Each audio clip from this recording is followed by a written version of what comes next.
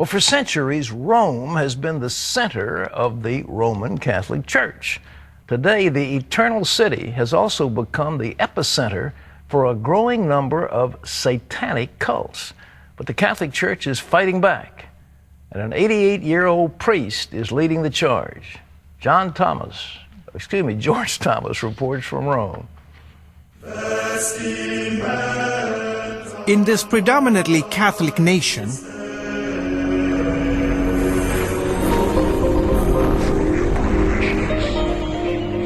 the devil is gaining a foothold.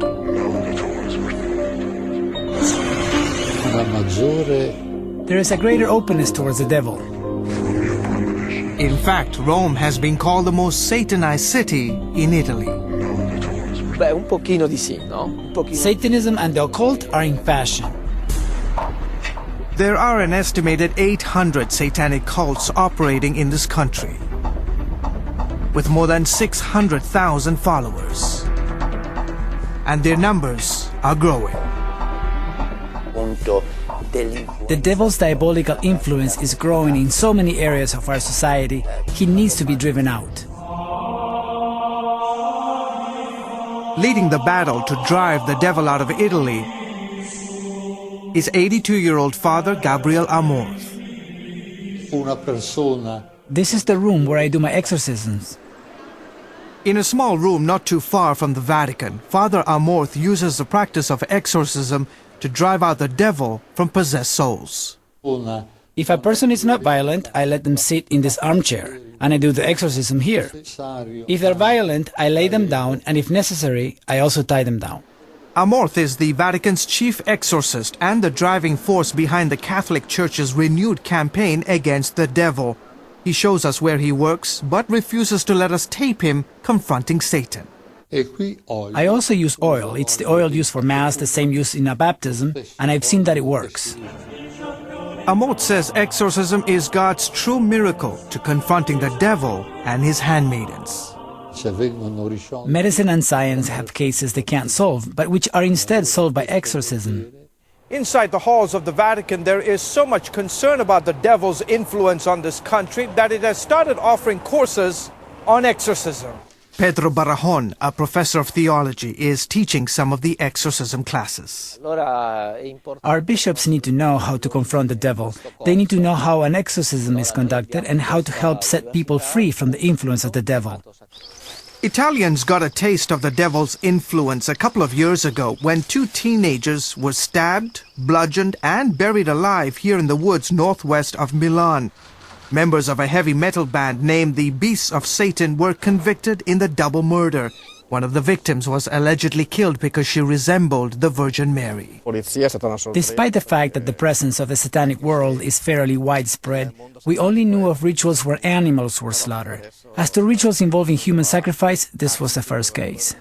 Since then, Italian authorities have been grappling with a string of murders linked to devil worship. The Vatican now has priests working alongside law enforcement officers to tackle a wave of satanic crimes. We invite the police to sit in on the exorcism classes so that they can understand the spiritual and theological dimensions of this phenomenon.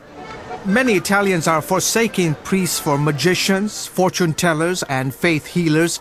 It's a multi-billion-dollar industry that employs thousands of practitioners, like Sensitive Mariano.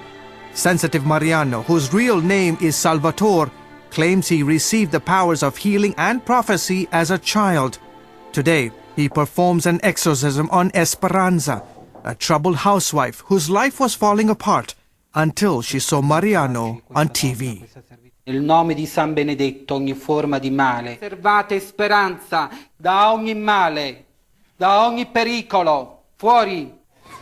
With devil worship on the rise here in Italy, some have taken to casting demons out on their own. But the Catholic Church insists that freelancers will not be permitted. They are crooks. They're not exorcists. It's possible to pray to God to free a person, but proclaiming themselves exorcists, they're cheating people. But Marco Dimitri says the Catholic Church's portrayal of Satan is part of the problem. To many Italians, Dimitri represents the devil. He heads the Children of Satan, a group that reportedly has more than 1,000 members. Noi non abbiamo un culto del We diavolo. don't have a cult of devil worship. That would be absurd because the cult of the devil would be the cult of evil. But for us, good and evil are subjective to each individual. In 1996, Dimitri was accused of raping a 2-year-old boy and a teenage girl in satanic rituals. He was jailed for 14 months before being exonerated by the Italian courts. Un elemento che True Satanism puts man at the center of the universe and is a novel expression. I want to say to Father Amorth what I say to all exorcists: leave people in peace. Il crocifisso. Father Amorth is a busy man these days. He says that every week he sees up to 50 people who claim to be possessed by the devil. I see a very strong presence of the devil because men are following him. He has helped train some 300 priests in exorcism. The key, says Father Barajon, is to train priests how to differentiate between psychiatric problems and satanic possession. This is the key, but I can tell you that those who perform exorcisms, they just have this sense. They just know. Sometimes they look for signs, like if the person is afraid of the cross, or baptismal water, or pictures of Christ. They shake a lot or start screaming, and they may possess extraordinary strength. The priests know what to look for. Barajon is encouraging Italians to pray more often, attend church, and be aware of an enemy that is very real. The actions of the devil are not just limited to here in Italy. His evil spirit is roaming the earth, tempting people. We're trying to educate the society and families about the dangers of his influence. George Thomas, CBN News, Rome. Incredible, isn't it? You know, Terry, about 40 years ago, a group called the Full Gospel Businessmen went on a crusade over to Italy. And they were in a church in a place called Bulgaria. And they began preaching, and there was somebody in the back that began, bellowing. I forget exactly what animal it was, but he was howling, like a dog. He came forward and, like a lion, I'm sorry. And he came forward and got down on his all fours and started swishing his backside like he was swishing a tail. They cast a demon out of him. And then there was a woman who came forward, and she was writhing on the floor like a snake. Her tongue was going back and forth like a serpent, and she was trying to strike at the people who were ministering, and they cast it out of her. Now, that was 40 years ago, and it hadn't gotten any better. So to think that here's the center of a now more or less vibrant church allowing this to happen, and it's really the Lord. The Lord gave me the word that we should go into Italy, and here we are this year. They're giving us access to prime time television at 9 o'clock all over Italy with programs in it. Maybe this will do some good, but there needs to be just a great outpouring of the gospel.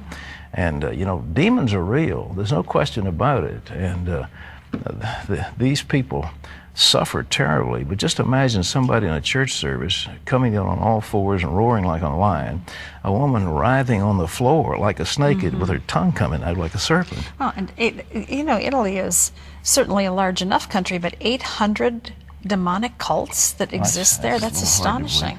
Well, there's been a lot of superstition along with their religious beliefs, lots and lots of superstition, and this is all part of it. But this may be the target that the Lord has set up to win people back to himself. But there is no question, ladies and gentlemen, there is a devil. He is alive. He does hate you, and he does want to destroy you. But Jesus is more powerful than the devil, and the Bible says, greater is he that is in you than he that is in the world. And I believe that. Well, up next at